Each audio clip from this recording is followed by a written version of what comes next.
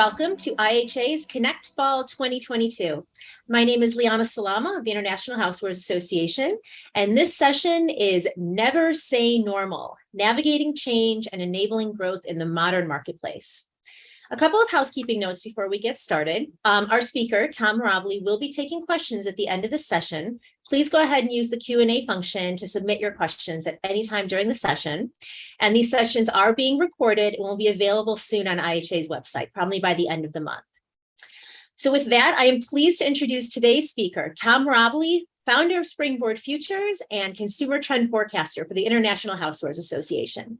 Tom's full bio is available on the Connect Fall page at housewares.org. Welcome as always, Tom. Let's go ahead and get started. Hey, Liana. Hi, everybody. So I'm just going to jump right in because we got a lot to tell you about. So the reason why we called this Never Say Normal actually was that somebody gave me a tote bag, and on the outside it says nobody's normal, and it really kind of inspired me because everybody who saw it said, yep, you got that right. And that's kind of the times that we're in right now. So we thought it's, I think a lot of what we just saw with Joe Derechowski was brilliant because it really focused on the simplest way to maintain a degree of flexibility and to keep things moving. And so what I'm going to try to do is to sort of show you some of the things that you really need to watch out for, some of the places where the consumer is in their head, and let's just go for it. I just wanted to start off, I apologize for the image on the right being a little bit blurry, but I wanted to start off with just an overview, a 30,000 foot of the housewares business that is from IBIS World. It's a projection for 2022. And what I like about this is we do a lot of work in generations, all right? But when you look at this, what's great about it is it shows a nice diversity across generations. So it's not like a lot of businesses where you're sort of selling into a narrower generational market. This really gives an opportunity for us to sell to different generations. On the downside, you wind up having to deal with SKU proliferation sometimes, and it can be hard balancing SKUs, but it's definitely worth it because it's a more secure place to be when you can appeal to so many generations and you sort of grow up and you spend more, and it just works out very nicely.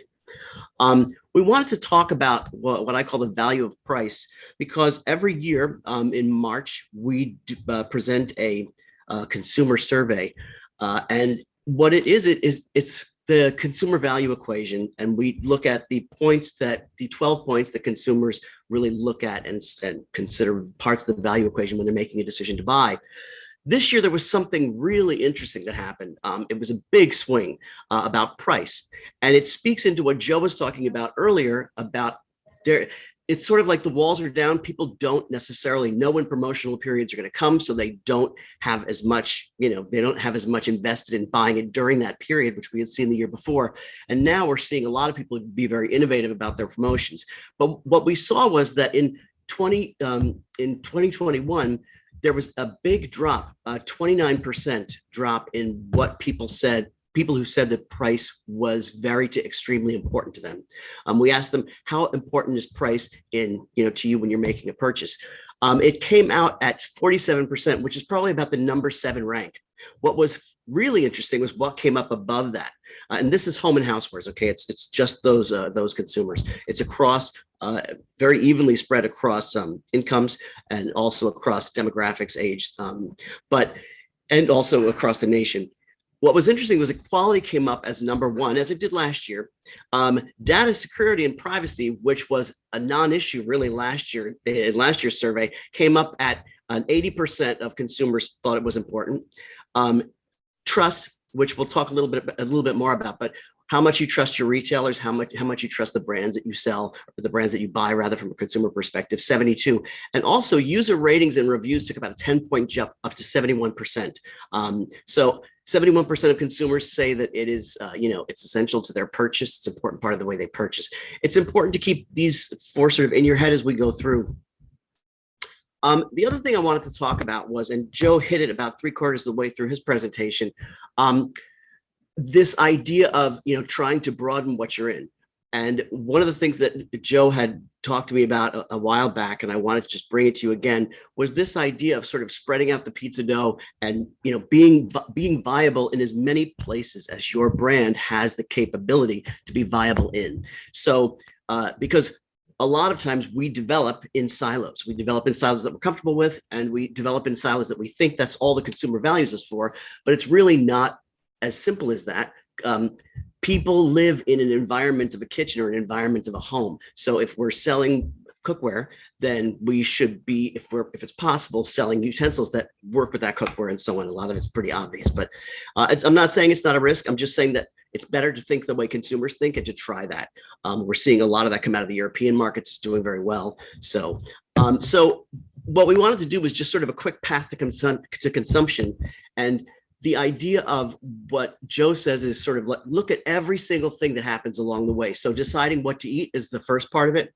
And then there's the food preparation part of it. Then, of course, there's the cooking, baking. Food preparation is really the raw goods part of it. Serving and dining, of course, cleaning, and then storing and organizing. One of the things that we came across this year was a huge number of leftovers really go into leftovers are it's an enormous part of how people eat, and we can send you the data on that. And I know that food storage is traditionally very low margin. I'm just saying it's something to think about. So where in here can you exist? Is it the stick goods for sweeping up the floor afterwards? We've seen people get into that as well. So just something to think about. Sinkware, also very popular. I wanted to share with you consumption behavioral changes. And sorry about that. So what is the change in consumption? This is from payments.com. And they did a survey and said, when you notice that prices are going up, or have you noticed the prices are going up? And when this was July 2022, what are you going to cut? And I thought it was interesting. 77% said that they were going to eat more at home. And 35% said that they were going to go to restaurants with lower prices. On the retail side, non-grocery, cut down on non-essential spending, change to cheaper merchants, reuse the items, and reduce quality. It's interesting that reduce quality and buy used are down there at the bottom, because obviously that's not the ideal. But knowing that that's a part of the business going forward, and we'll talk about that a little bit later. But it's interesting to see where they're going to make cuts, especially on the left side of the equation. We also said, and I'm not trying to talk down to anybody, but we see a lot of really innovative stuff, things that never make it to market, and some that do, of course. But consider the future as you see this, because it's very easy to get in the rut of thinking in a category and not really where you're comfortable. And we took this up on Yanko Design. I just love the product. It's a cutting board that is also a defrosting board, a magnetic knife block, if you want it to be that, and also a kitchen timer, a scale. It's all of these things, and a prep board, all of them sort of built into one piece. The video is actually almost funny. It's kind of tacky. It's like a James Bond type of thing, but if you get a chance, look it up. And I think you'll really like it. So, but the idea as we go through this is try to think about other, not just other categories, but people that you can partner with. One of the things that's not in this presentation that my friend Leanne Schwarzkopf, who's presenting tomorrow, is going to be talking about a little, is the opportunity. People want partnerships. So there are a lot of people out there that you can really, really work with to surprise with maybe private label programs, with co-branding. We've seen IKEA do an amazing job of that. They're partnering with NASA now, and Adidas and people like that. So partnerships are very important right now, and collabs are everywhere. And they also get a lot of social media attention, which is great. Finally, I wanted to talk about attributes versus aspirations. So in our business, we tend to think about product attributes. So what does the product do, as opposed to thinking about aspirations of the consumer. And what we've found is when we work with clients and we talk about client aspirations, it gets to product a lot faster, and it's much more durable, because aspirations are the things that don't change throughout our lives. So it's, for example, the way you see time. You've never not wanted more time. You've never wanted to spend more time in the kitchen. Let's put it that way. You've never wanted less space than you have right now. So think about what customers really want and what they've aspired to, whether it's, being a social media star, getting some attention, whatever that is. Just consider trends come and go, and lifestyles change. Technologies will advance and move past, but aspirations only sort of shift. they shift towards the latest technology, or they shift towards, a different income level. Aspirations are durable. They form the core of what we want for ourselves and what we want for the people that we love. So it's important to sit down and talk to your team and say, what are the aspirations of our people? It's a way to profile that everything you start should come from that very basic place. So what we're going to do is we're going to talk about 6 aspirations. The first is happiness. And we took quotes from different interviews and surveys that we took, and professionals that we've spoken to at retail that I thought were inspiring. But I love this. I want to spend more time being happy, having fun, and just enjoying my life. And I think a lot of us are sort of struggling with that right now. It's, think about joy, creativity, because that's a big part of it, engagement with one another, and just delight. So as the stressors change, our desire for happiness remains the same. So as pandemic stress is receding, and I'm really glad that Joe ended the pandemic, that was really cool.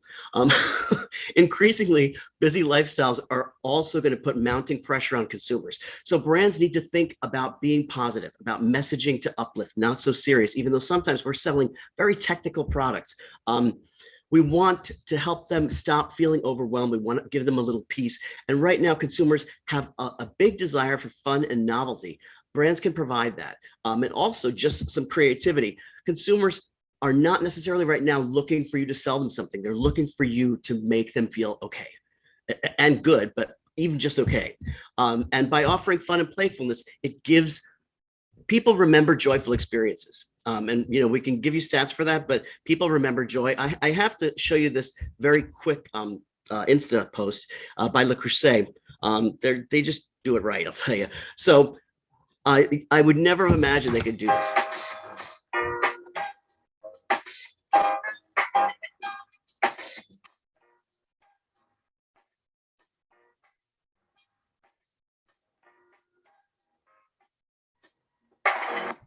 So they did a Sunday simmer pot. I don't know if you guys can hear the music in the background, but it's cool. But they did a Sunday simmer pot, which is just, if we ever think about that, it's at Christmas, but it's really something you want to try. It's a new way to think about your product. It's just really, really neat. So Oracle and Gretchen Rubin did something called the Happiness Report. And you can look it up online, but I'll give you some of the highlights. 91% of people prefer brands to be funny, but 95% of business leaders fear using humor in consumer interactions, which is understandable because you can go awry with it. 90% of people are more likely to remember ads that are funny, and we all experience that, right? 72% of people would choose a humorous brand over the competition, and some even say that they would pay more for it. And they're more likely, it's a higher level of loyalty, and they even say that they'll spend more with that brand. But I thought it was interesting that in this survey, 45% of people said that they haven't felt happiness for more than 2 years. It's a recent survey. And I think it sounds dramatic, but I think, and hindsight is always 2020. We remember things better than they actually were, I'm sure. But 88% are looking for new experiences to supplant that sadness, so again, find ways to bring joy. It sounds simple, and sometimes it's as easy as content, and it helps you keep engaged. What was interesting to me about this survey from Collage was it pointed up the fact that all 4 major purchasing generations have a very similar level of, give the desire to be happiness about the same score. So you can see it right here. There's only a 2-point spread between any of them. 4 points is the maximum. So it's really great to see that. And it's important to see how happiness and health are important, because the next one we're going to talk about is health. So UNICEF and the World Health Organization talked about, and Gallup talked about where we are right now and the challenges to happiness. So a Gallup survey said this sort of aggregation of stress and anger and sadness and worry and physical pain has led to the rise of global unhappiness. On a score, which I don't know what the high is, but it scored 33 on their unhappiness index. It's never scored that high since it even started in 2006. Unhappiness and financial anxiety are really driving consumers to rethink their habits and reassess the meaning of materialism. Now, that's not something new for us. We've been seeing that. But what we have to remember is that what's been keeping materialism, if you want to call it that, going is we deliver experiences. No industry is as close to the consumer heart as we are. So it's just reminding yourself how to stay in contact with that. Now this is business. This is Taste of Home, the 2022 survey, which just recently came out.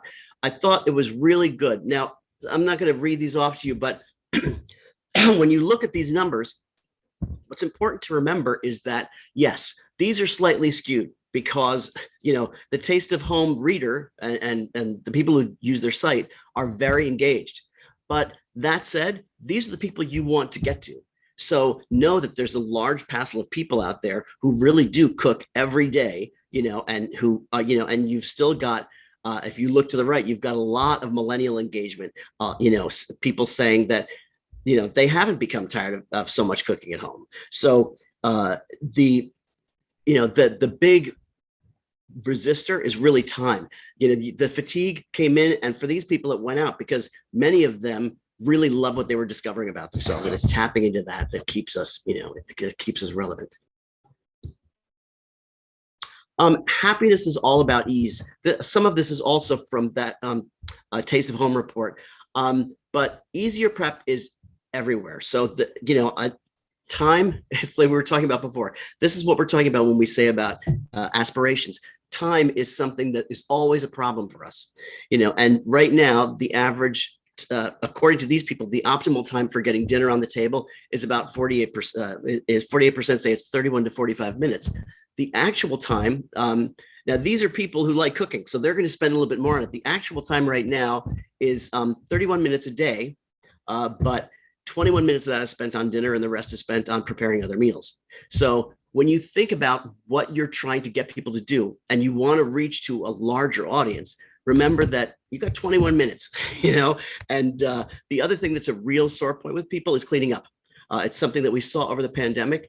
It was a lot of, it was especially in couples' homes. I know it wasn't mine, but the idea of having to clean up makes the act of cooking not as pleasant. So how can you make that easier? I'm not saying any of these solutions are really easy. I'm just saying that they're important because they're really what separates. Those are the competitive points, not really material. So also, you can see millennials really want to make preparation easier. And when they talk about preparation, we dig a little deeper into that. What we find is that they have fewer recipes in their head. They do a lot of surfing for recipes, but in terms of needing help to make things fast, it's really something they need help with. Also, if you look on the upper right, I thought it was interesting that Gen Z is problematic.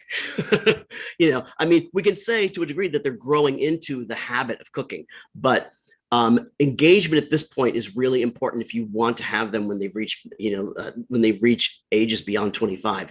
So big difference in made all the meal, only 45%.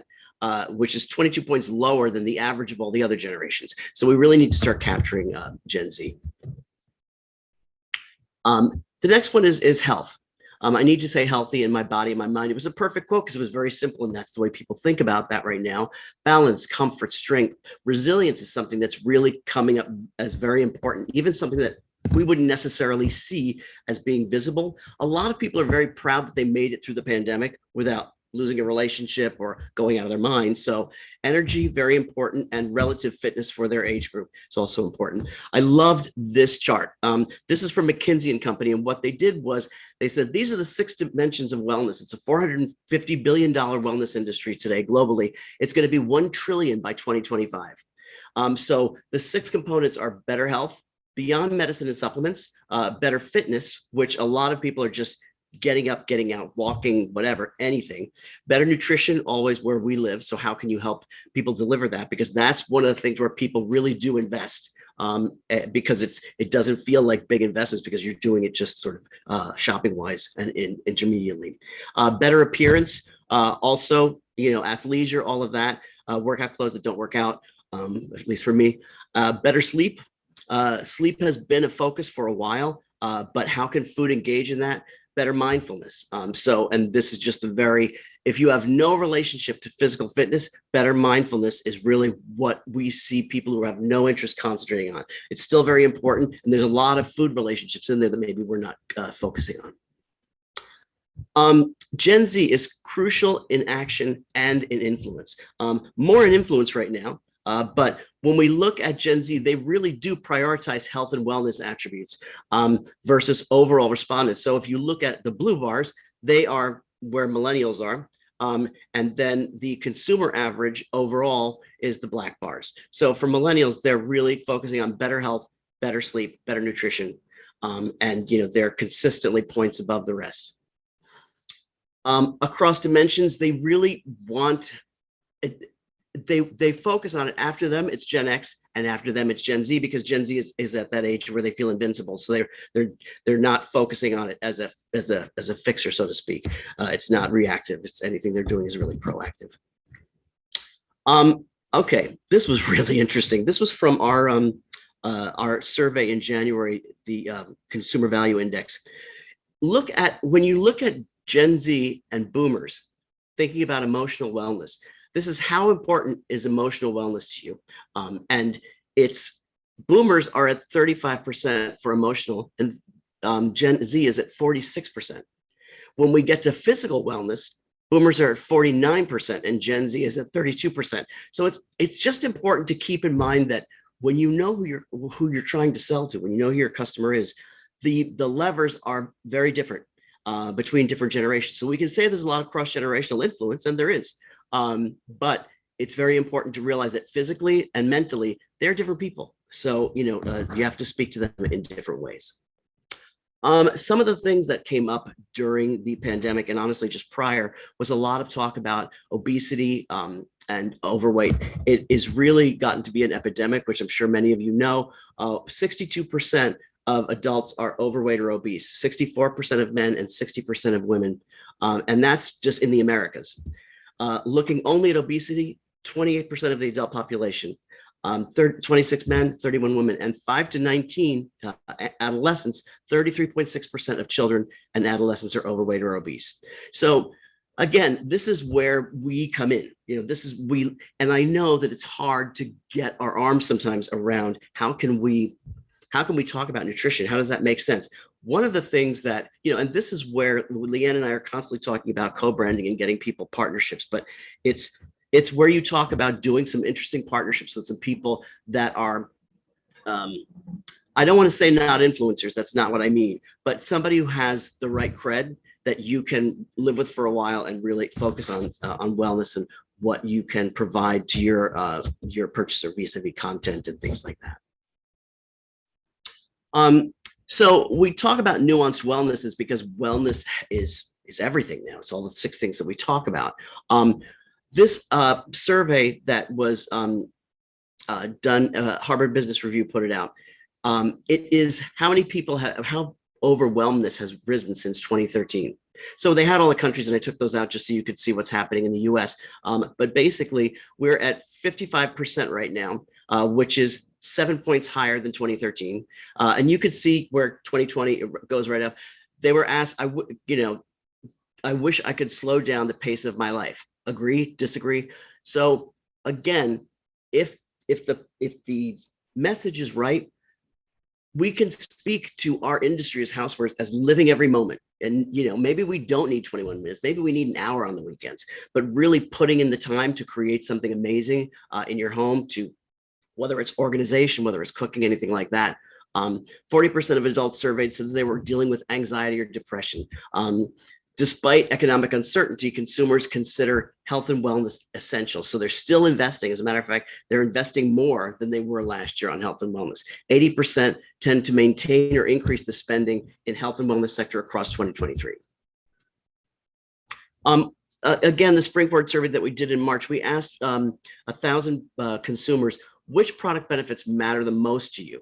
And here again, you see a very interesting thing happening across generations. So when you look at Gen Z, what's most important to them is, surprisingly, more than any other generation, enhancing emotional wellness. They were #1 for enhancing emotional wellness, but it was not even in the top 2 for any other generation.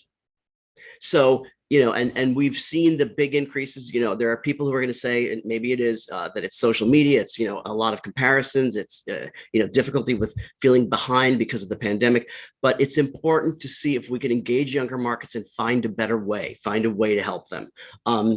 When we look at on the other end of the spectrum, promoting physical wellness, you see 49% with boomers, 47% with Gen X, 41% with millennials. So we know that those are important to them. And millennials were even between promoting physical wellness and inspiring in-person quality time with friends and family, because they're starting to back off. And, of course, they had to create an acronym for it. So it's IRL, it's in real life. They want in real life experiences.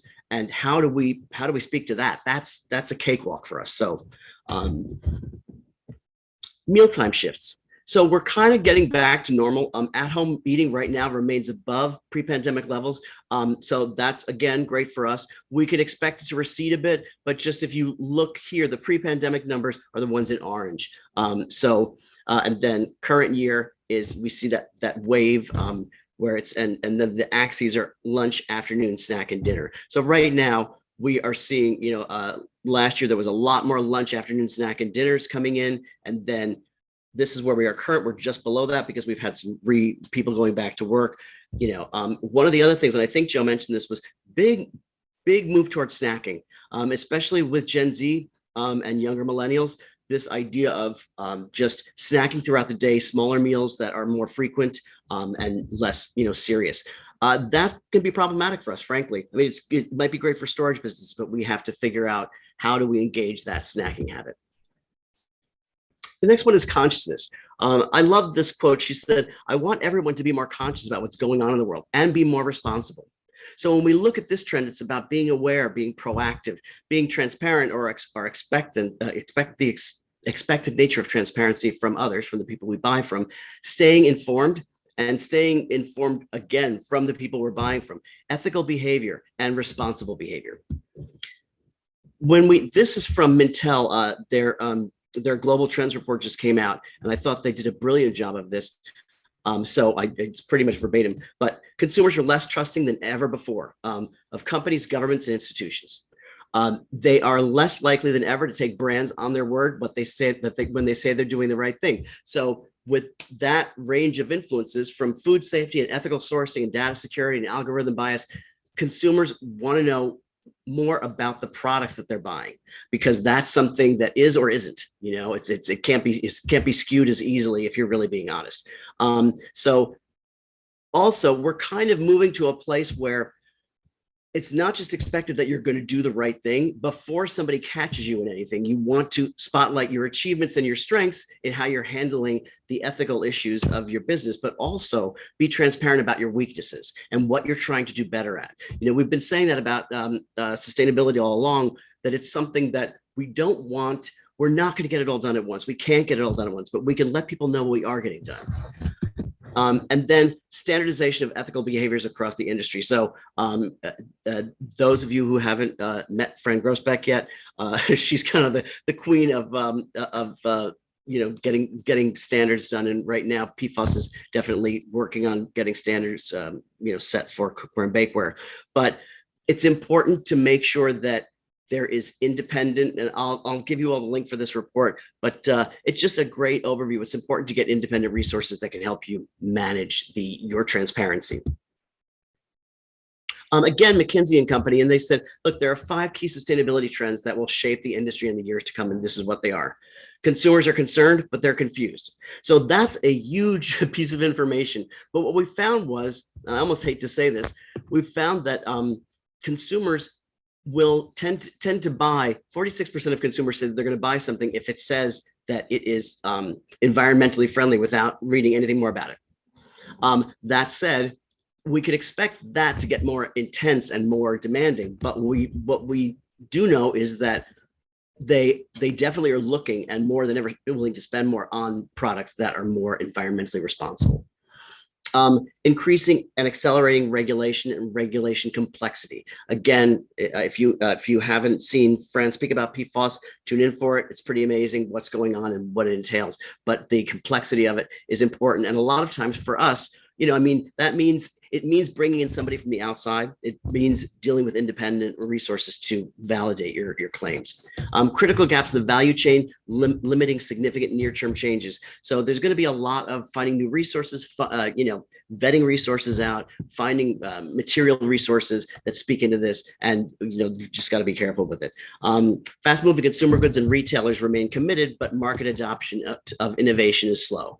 So again, how much do you have that's, you can't go all in? How much can you have? It's sort of figuring out what's right, what your customer is ready for, and whether they're really willing to pay the difference, because we know there's a gap between, thought and action. And until further notice, plastics are here to stay, with an emerging green premium on recycled raw materials. That said, they're here to stay, but some of the bioplastics that we're seeing come out of China and Europe right now are pretty amazing. So Pottery Barn has taken different bamboo, not polyresins, some bamboo fiber ecoplastics, and done beautiful high-end work with them, and they're gorgeous and they're doing very well. So consumers' expectations have really evolved. So again, it's not enough to understand the nuance about how they feel. It's important to know that their buying preferences are changing. So when you grow sustainability, expectations of theirs stretch beyond how you and your company, what you make, but it's how you behave. And again, it's something you want to be transparent about. A lot of consumers, well, half of consumers think they're doing what they can, but 68% of them expect companies and organizations to take the lead on better social and environmental outcomes. 73% of them say global consumers believe that brands have a responsibility to make positive change in the world. And 80% of them say that brands have to be transparent about their environmental impacts, the production of their goods and services. So plan for transparency, don't just expect it. We wanted to talk about, and I know this is kind of a hot button with some people, but we wanted to talk about what we're calling a retail reboot: restored, refurbished, and resold. It is getting to be a tremendous business. It's going to be $340 billion by 2030.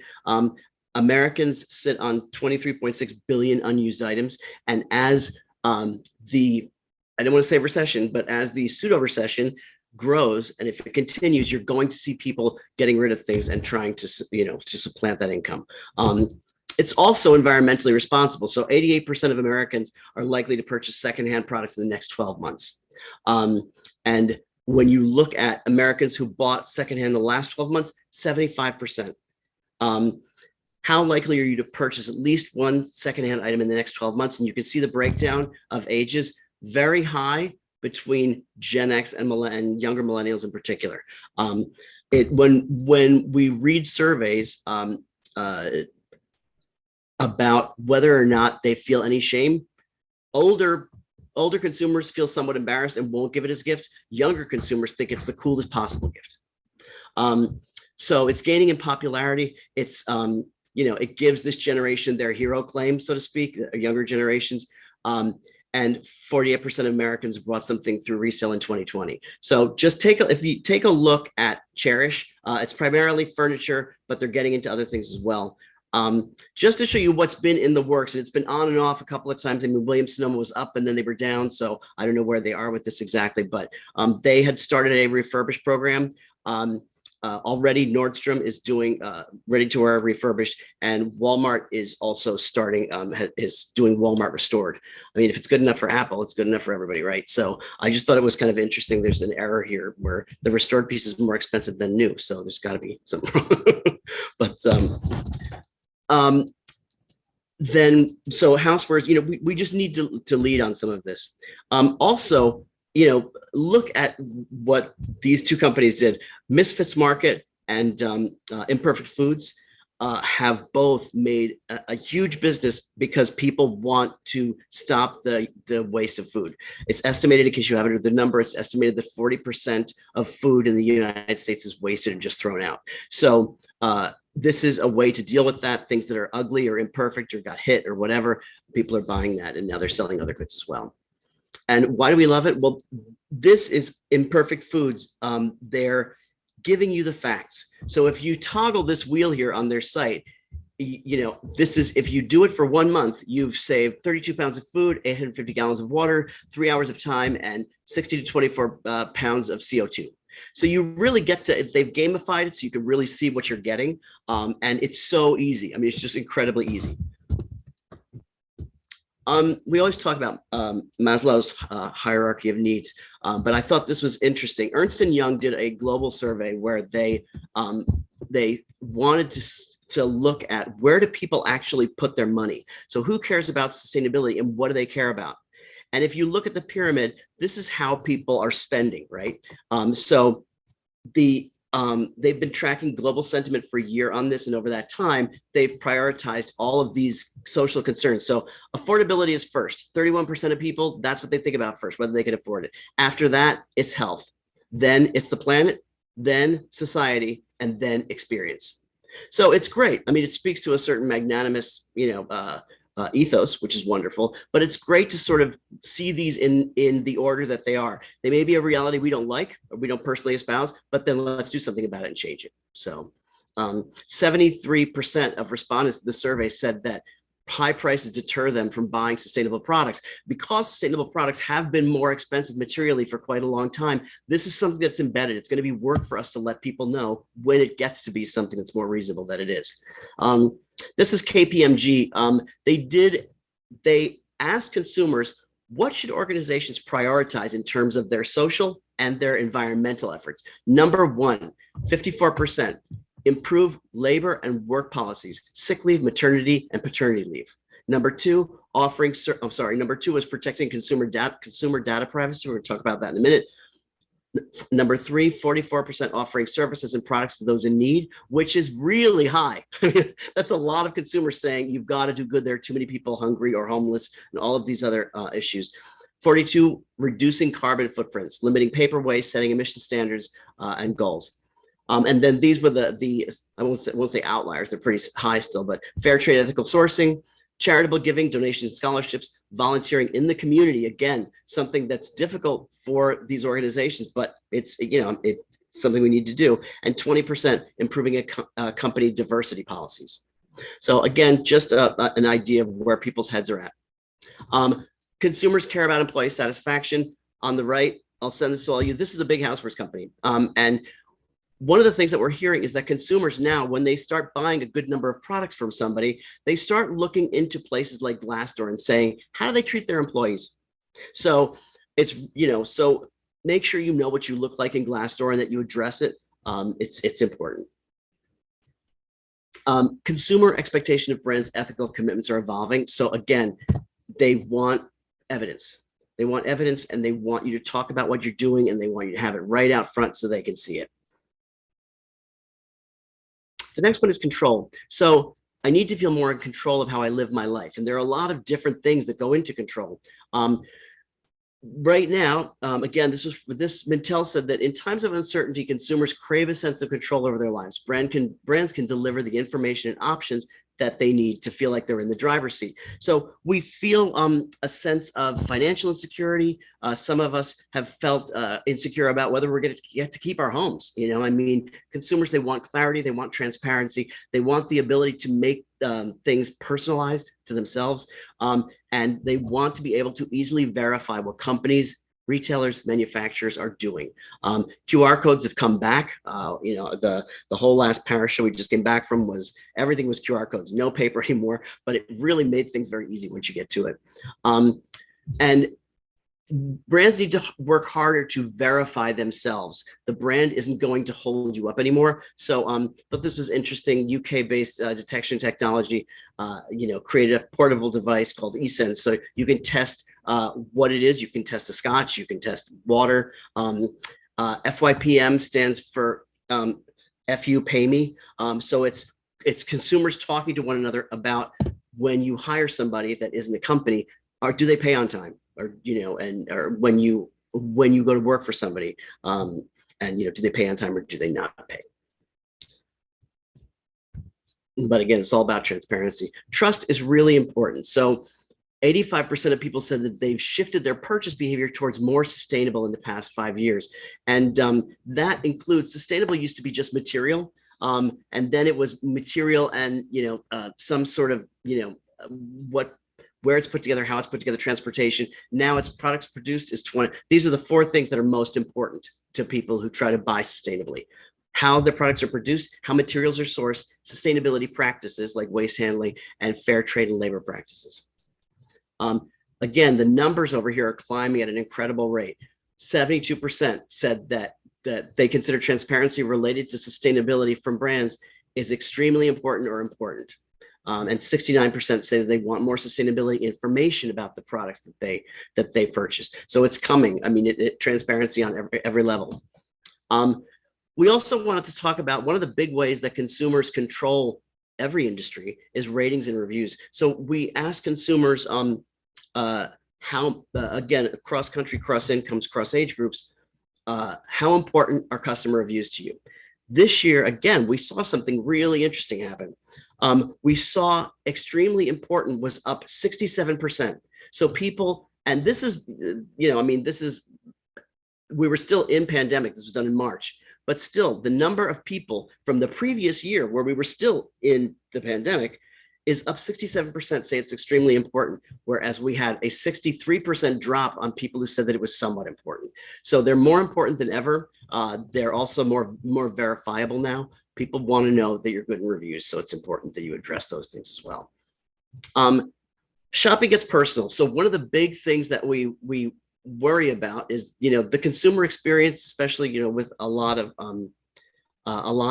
not just digital shopping, but VR shopping is going to be coming up soon to something that anybody can participate in, and AR. But online shoppers said that they feel more personally connected to brands that offer personalized content. So that means that what we're seeing now is that we want to protect our data, but the more information that we give with companies, if we give it to you, we expect you to make better decisions. I don't want to buy I bought something for my sister. I bought her a book on pregnancy, and I got offers for a breast pump, so it's not something I'm going to buy, but even for her. So it's important to, that's sort of personalized. So nothing like that happens. So you get the right sort of things being sold to you, and it feels like a curated experience. Can that generation balance reward or risk? So as a retailer, once you engage that type of information, you're also letting consumers put themselves at risk. And the question is, how is that going to pan out? What information are they going to give us? Fortunately, 2.6 times as many shoppers in the US are more likely to share their data when they're made aware of how those benefits are going to be personalized. So if you want that data, you've just got to be really clear about what they're going to get for giving it to you. We also just wanted to mention, because it's gotten very sort of polarized, surprisingly, is what's happening with cancel culture. And Liana was talking about this the other day, this idea of how politicized a lot of things have gotten, and cancel culture is definitely one of them. We're seeing, Republicans lean a certain way and Democrats lean another way. But overall, people are, a lot more people understand what it is, and a lot more people are willing to do it. So it's something to be very aware of. I want to be more social, both online and in my real life. Now, we didn't do a lot of in real life, to be honest with you, because I know that Liana's working on something with Peter, and they're going to be presenting something with you that's a lot about in real life. But I just wanted to hit on a couple of things. So 36% of people last year told the Harris poll that social media has changed how they cook at home. And that's important. I don't know how many of you used to look at Pinterest for how people were entertaining, or how they were decorating, or what they were cooking. TikTok in particular has changed a lot of that. So they're now opening up 300 TikTok restaurants this year. They have a whole separate TikTok kitchen, which is when they use ghost kitchens or extant kitchens to cook things that are TikTok top recipes that people are seeing online. So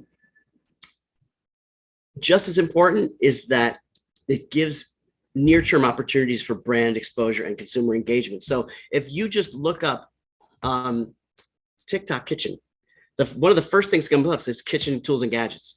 And these are just by consumers, products that they love. Also, you're seeing all the major bloggers, Pop Sugar, Pinterest, Thrillist, Pop Culture, all saying these are the best kitchen gadgets featured on TikTok. So, and it's not just kitchen gadgets. I pulled that out, out as something, but TikTok is a gateway to authentic sort of limited time kind of exposure. So it's important to have somebody watching to see what's coming up. Instacart's sort of teamed up with TikTok to make recipes shoppable for each cooking video. So you see it on there, you go into Instacart and you can just order exactly what you saw. They have all the ingredients already pulled together. I put 4 of these in here so you can take a look at it. I won't run them now, but each of these are really, really funny. They're a great way to engage Gen Z. They're all very, very short. And it's as close to in real life as you're going to get. But it's younger consumers just love this stuff, and they're really showing the thing. But when Leanne and I look at this, one of the things that we saw was you've got people, every one of these people is using Housewares products, and none of them are branded. So it's an opportunity to get with some of the people who are really out there.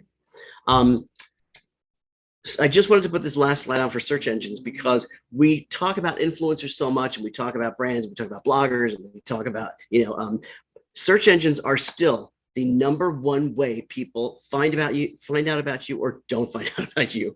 So make sure that you just think like a consumer. We were talking to the cookware industry, and one of the things that came up was if you look up skillet, which is the way we talk about it in the industry, you get 10% of the responses than you do if you look up frying pan or fry pan. So just make sure that you know what people are saying about you, that you address it, that you know who's on top and why, because there's it's automatic. It's sort of something to see. And then finally, safety was very short, but I need to keep smart and keep myself and the people I love safe. So this idea of privacy, data security, trust, again, non-toxic when we're talking about food and plastics and things like that, and untainted purity. So when we asked how important is data privacy, safety, and security to those same 1,000 people, we saw how important it was. Very to extremely is 77%. And when we look at the cost of lack of security, ransomware costs are going to reach $265 billion by 2031. So make sure that you're protecting your customers' data, and there's a lot of talk about what can we do that maybe is different from other people to make sure that we really take care of you. When Target first came out with when they had their first security breach, for a year you couldn't get to your card through the app because they were going to make it secure for you, and they weren't letting you in until they did. This research found out that 34% of 1,000 people trust the brands they use, but 81% say that the brand is still a deciding factor in their purchase decisions. So go figure, they're giving you the benefit of the doubt until you don't deserve it. And again, most important things: quality, value for money, and transparency, which is trust, really. They're going to be looking for humanized shopping experience. Again, that means online shoppers are going to be put at risk. Be very careful about it. That said, I thought it was interesting that 55% of online shoppers said that they purchase products because they happen to come across them, and they weren't really looking for them. So, and their mobile device, for those of you who aren't active mobile yet, their mobile device is becoming one of their most important shopping tools. So that's it. Sorry, I didn't put in a closer slide. There just wasn't time.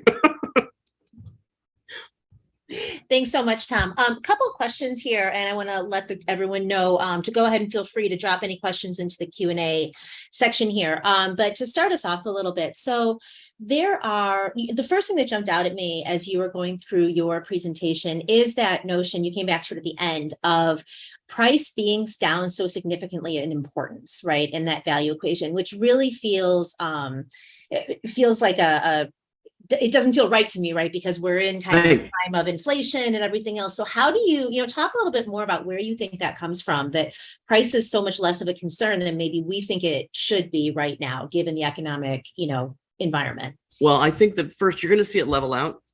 You're going to see it level out first because of inflation, of course, and the possibility of, but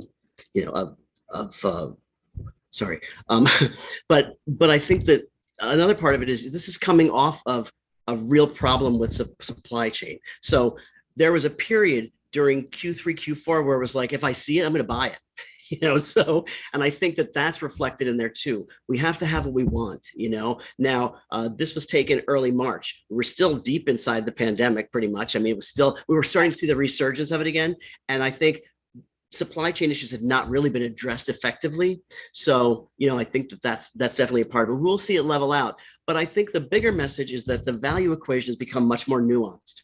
You see in every one of these little categories, you see, I'm willing to pay more if they do this. I'm willing to pay more if they give me an experience. I'm willing to pay more if it's flexible and I can personalize it.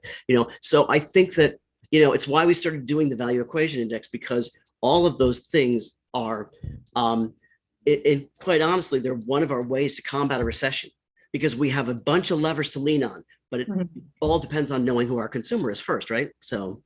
Sure.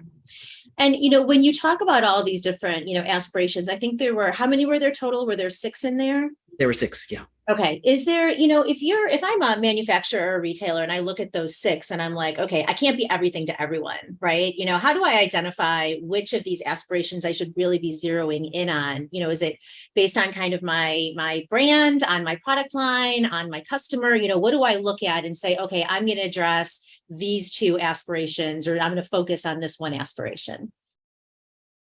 Frozen because you're frozen. Oh, there you are. Oh, I'm so sorry. You know what? I thought you froze. I'm sorry. My point being just that, No, if I'm a retailer or gotcha. manufacturer, what do I need to, what lens should I be looking at these aspirations through to think about which ones am I going to focus on? Is it my brand? Is it my product line? Is it my customer? And do I know? How do I start to I think a part of it is it's definitely, it's a combination of who you're trying to keep and who you want to attract, right? I mean, there was a point, remember when everybody had to have a website? It didn't even matter if you had anything on it. It's like, I gotta have a website because millennials won't like me if I don't have a website, and it's sort of starting from a point of honesty about who you really want to get a hold of and who you already have a hold of that you want to keep, and knowing what matters to them. I mean, and also knowing we're putting a slide in that I didn't want to I didn't want to take the time on, that gives the generations and what their home ownership is and what their average income is and what their debt load is, because all of those are things you want to consider. Right now, if you're selling to Gen X, you've got a lot of kids that are starting to move out of the house for that generation, right? Or they're getting a little bit, they're getting, so some of them are participating in the kitchen more, which changes the decisions you make. It changes the type of product you're going to do. Also, when we all love Gen Z. They're important to watch because 93%, this was just grocery channel, but 93% of consumers who have Gen Z kids say that they definitely affect whether or not they buy something. So like millennials did, they're influencing money, but they don't have money yet. So you're not really selling to them directly. You're trying to engage them with the product. But the answer to that is you just really have to know who you want to attract and who you have right now, and whether you're making the right decision in that based on what their income is, things like that.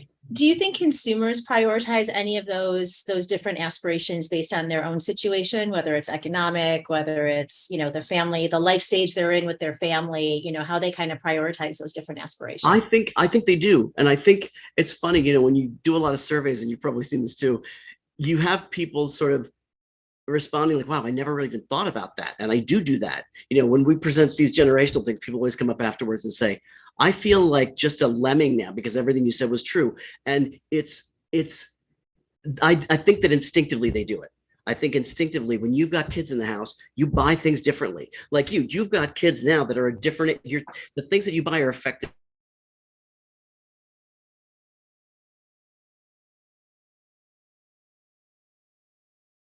market right now. I wish I had the time to present it to you, but a big market is singles, huge. Yeah.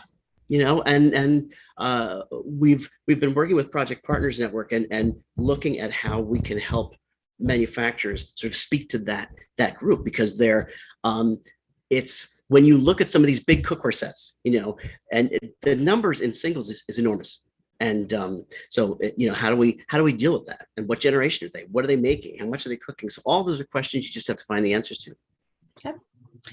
There was a graphic that you showed. It was not dissimilar to Maslow's hierarchy of needs, but it was the Ernst and Young one that had some of the different, affordability all the way up to experiential. Mhm. Is that a measurement? Is that something that they've tracked over time? Can you actually see year-over-year changes in that? Because I think that would be so interesting to see how it rearranges. That's a really good question. I think they just finished their third or fourth year, but I will find out for you. And if they have it, I will definitely get it. Yeah, I think it'd be interesting to see that, how it Yeah. changes, kind of look at the situational, Yeah, parameters around just like that. in our thing where price changed, I mean, it would be interesting to see it. I think also one of the things that you and I have talked about is what time of year do you do it? What time of year are these surveys taken? Right, What is right. that? What's the mindset of people then, Sure. So I think we look at that too. Yeah, definitely.